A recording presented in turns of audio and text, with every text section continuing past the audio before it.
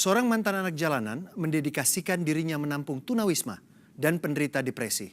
Sehari-hari, ia juga dilimpahi jenazah tidak dikenal dari jalanan. Orang ini pun berusaha menyelamatkan penderita depresi yang dipasung. Suatu pelanggaran hak azazi yang ironisnya masih terjadi saat ini. Reza Ardiansa menghadirkan upaya sang mantan anak jalanan untuk memanusiakan manusia. Berikut penelusurannya.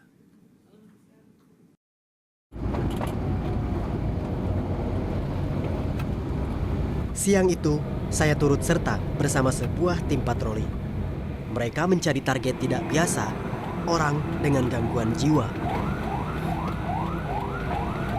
Di Kecamatan Ponjong, Gunung Kidul, Yogyakarta, seorang pria berusia 50-an tahun mengalami depresi dan tidak diobati secara layak. Ketika saya tiba di bagian belakang rumah, ia dikurung dan dipasung. Senin sudah 3 tahun diperlakukan seperti ini. Semua aktivitas dilakukan dalam ruangan sempit.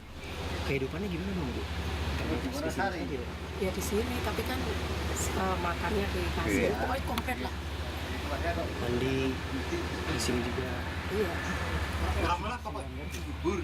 Bermaksud memperlakukan Senen lebih manusiawi, petugas berencana memindahkan Senen. Assalamualaikum Pak, niki dari Dinas Sosial Pak. Ingin perangkat. Halo, nggih niki masalah Mas ingkang wonten kamar menika lho, Pak. Namun, upaya menyelamatkannya terhambat izin keluarga. Kenapa, Pak? Suruh satu doang. Ya, itu keterangannya sudah diobatkan di mana-mana, sudah habis ratusan juta itu. Kalau beli truk sudah dapat berapa, tapi ini memang turunan. Terus nggak boleh dibawa? Nggak boleh. Tetap dirawat baik-baik sama yang namanya Pak Naryo gitu. Tetap dirawat baik-baik di rumah. Senen akhirnya tetap mendekam dalam kerangkeng. Ya, terus. Namun rombongan yang terdiri dari 5 orang ini tidak patah arang. Tim patroli penjangkauan Hafara. Demikian kelompok ini bernama. Sebagai bagian dari Yayasan Sosial Hafara, mereka tetap gigih berusaha menjemput orang dengan gangguan jiwa. Pencarian tim patroli berlanjut ke tempat lain di kecamatan yang sama. Ibu gendungo, saling dungo gendungo, mengke saged waras. Pangsul ten griya melih. Kali ini, kami menghampiri seorang wanita berusia sekitar 30 tahun. Saya pun membantu membujuknya agar mau diobati. Tapi Mbak kalau diajak ke kota mau nggak? Mau lah. Iya. Kalau mau, ayo ikut. Mau. Beneran sih? Iya, kalau nggak mau rugi loh. Tini akhirnya dibawa tim patroli ke rumah sakit. Salim, mama nih.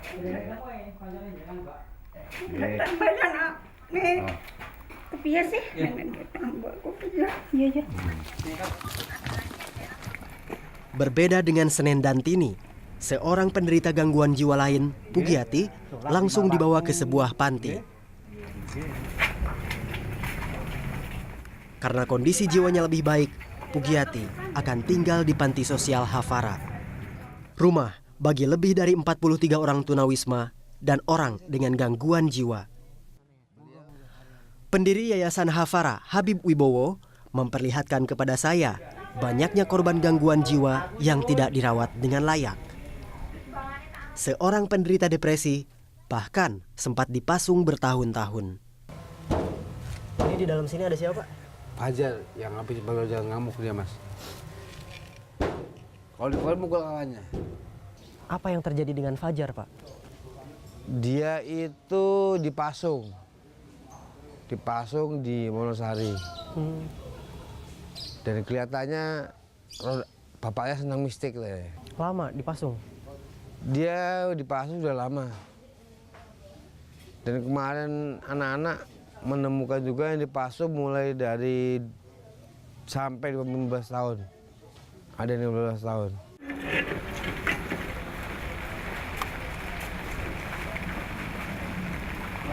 Dikasih obat apa, Pak? Iya.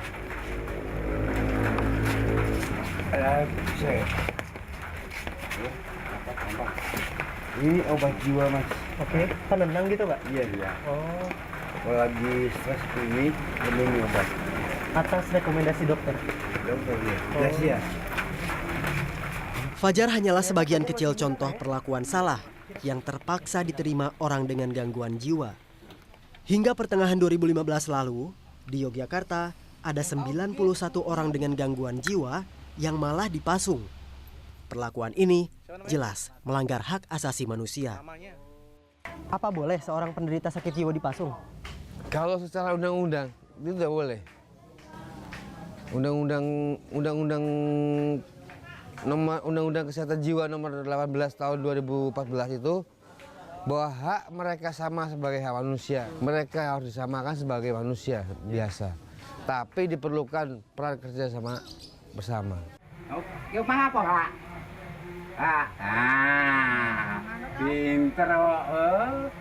Keinginan untuk memanusiakan manusia, terlepas dari apapun kesehatan jiwanya, mendorong Habib untuk mengurus mereka. Bersama lebih dari 30 orang rekan kerjanya, peraih Satya Lencana Kebaktian Sosial dari Presiden ini selalu sabar menangani para pasien. Yang lurus, badan tegap, merdeka! Para pasien di Panti Sosial Hafara dikelompokkan dalam 3 kelas berbeda.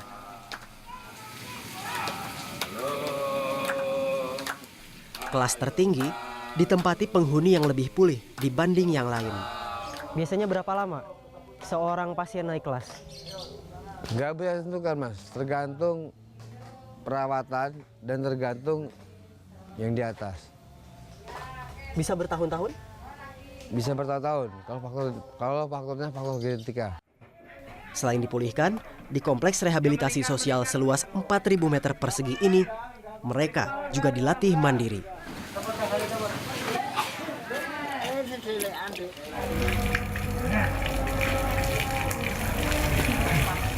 Allahu Akbar. Para pasien pun mengikuti berbagai aktivitas terapi. Dan kita pun melakukan kegiatan yang namanya kunjungan ke keluarga. Nanti sebulan sekali tim kita akan kunjungan ke keluarga. Dan balik lagi, keluarga juga harus kunjungan ke sini seperti Cibinda. Itu akan memberi motivasi, mempercepat penyembuhan. Duduk dulu ya. Siti jangan dibuat-buat Siti, nanti berlepas itu. Untuk meredam gangguan yang dialami para pasien, mereka diajak menjalani terapi musik.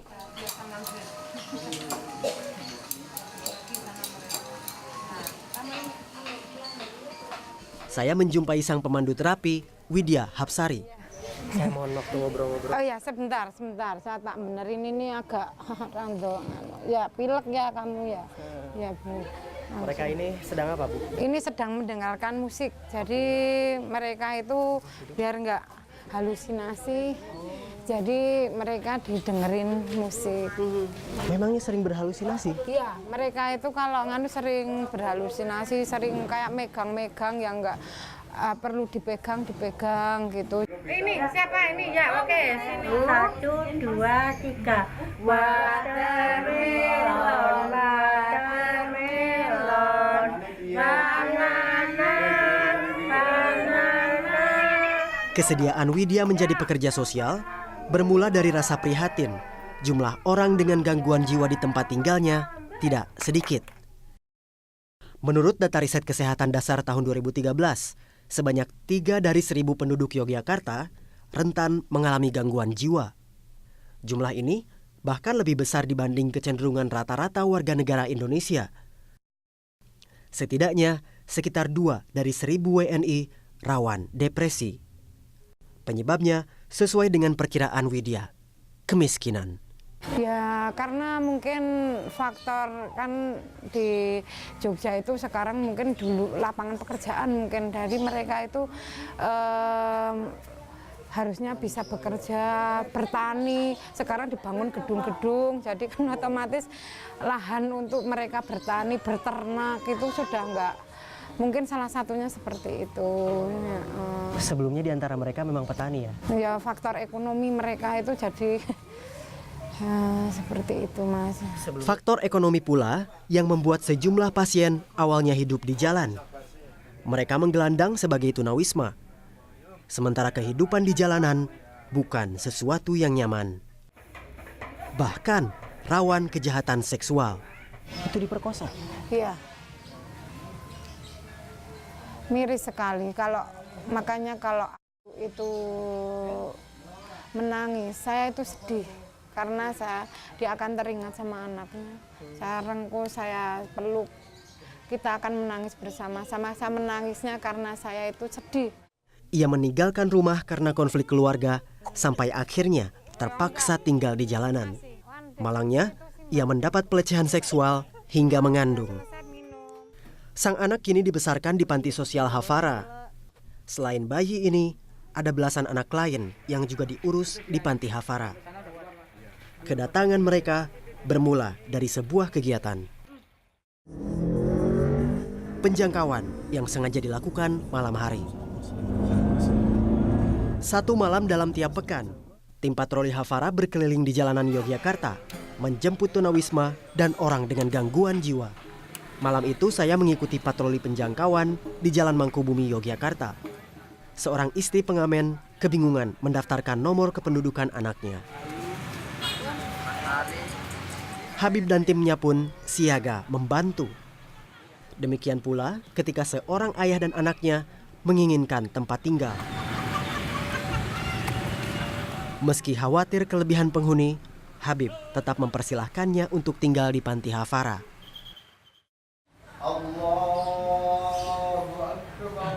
Tak hanya tunawisma atau orang dengan gangguan jiwa, bahkan jenazah tak beridentitas yang meninggal di jalanan jadi urusan tim Hafara. Pengurusan jenazah tunawisma mengingatkan Habib tentang kakak angkatnya.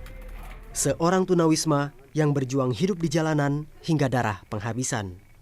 Sebelum ada makam sosial ini, kakak saya meninggal, Mas. Kan saya dulu di jalan, kakak saya meninggal. Pinjam gayung untuk mandiin jenazah aja nggak boleh, Mas. Pinjam gayung untuk mandiin jenazah nggak boleh. Dan jenazah di pingpong.